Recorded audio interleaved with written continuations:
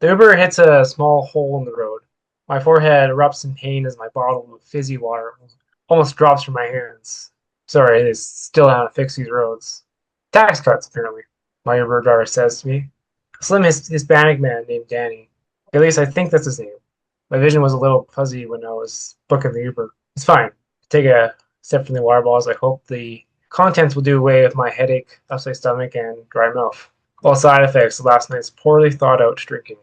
I adjust the thin tie around my neck and the sleeves I feel just a little too short, as I again give myself grief for forgetting that fancy suit that my boss had loaned me in my bedroom, thousands of miles away. I didn't even realize it until I reached the very classy penthouse. I planned on having a relaxing night in the room getting a good sleep. Instead, I had to find the closest suit shop and run there as fast as I could before they closed. I made it with 15 minutes to spare. Under the watchful eye and subtle judgment of an aging male employee, I had to smash together a fairly basic suit. The man offered me no help. He must have felt like I was an asshole and I deserved none of his help. Maybe? Somehow I managed to put together something that went together and ran out of the store right as it closed. Then I went back to the hotel. Once I got in my room, sat down and ordered room service, a burger, fries. I finally thought, I'm interviewing Donald Trump tomorrow. The mere thought sent me to a tailspin of heavy doubt. How can I interview him? I'm not that good of a journalist. Fuck, I'm not even that good of a person. Not that I saw other people though. All these thoughts sent me right to the mini fridge where I swung back a few or more glasses of whiskey, followed by the burger. Everything is blurry after that. Last thing I remember is waking up to my alarm, a headache, and the remains of the burger next to me. Did I order another one?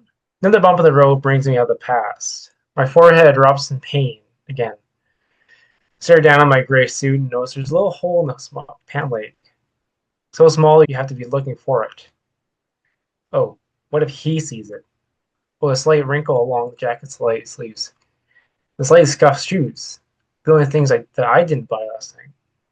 And Jesus, the tie is thin. Why didn't I see that? I should have gone one of those like red wide ties. That would have made a better impression. Stop. I take a breath in and now as I tell myself, just look out the window. Some scenery will do me good. I stare out the window and see a gold-clad park bench. A storefront that looks to have had the same treatment. Something in the road catches my eye. I notice there are gold highlights in the concrete. Is he seriously trying to make his own version of the yellow brick road? No wonder there are so many potholes. I hadn't even noticed this last night. Quite a big miss on my part. My phone rumbles and I glance at it. It's an email from Olivia.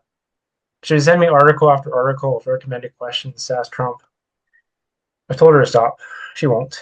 Today she sent me a new quote from Trump where he says, Madagascar, such a great country. We should make a deal to get that country. It'll be great.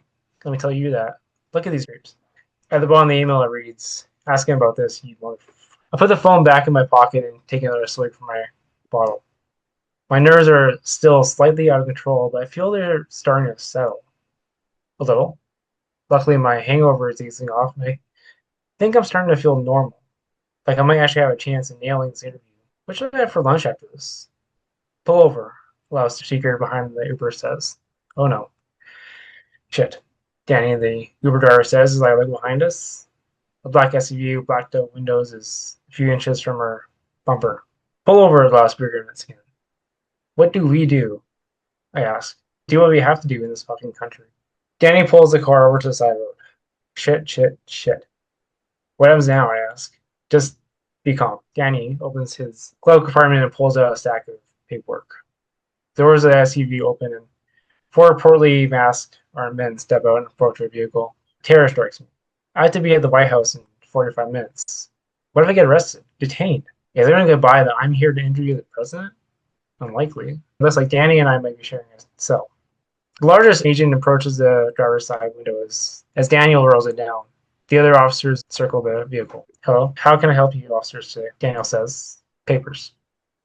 The agent spits out, his face covered in a camouflage mask. Let's call him Camel. Of course. Daniel hands over the papers and Camel looks them over. Just, if I may, why did you stop me? As I can tell, I'm up to date on all my documents, and I recently became an assistant. Daniel says with a half smile. Implying that I can't read? Camel immediately looks up from the papers. No, no, of course not. Get out of the car, both of you. Camel keeps the papers in one hand and grabs his gun with the other. Well, we're getting out. Daniel steps to the vehicle and holds his hands up. I do the same, holding my hands and bottle of fizzy water up. I'm fucking terrified. Canada isn't like this at all. Whoa, is that drugs? No, that's drug acid.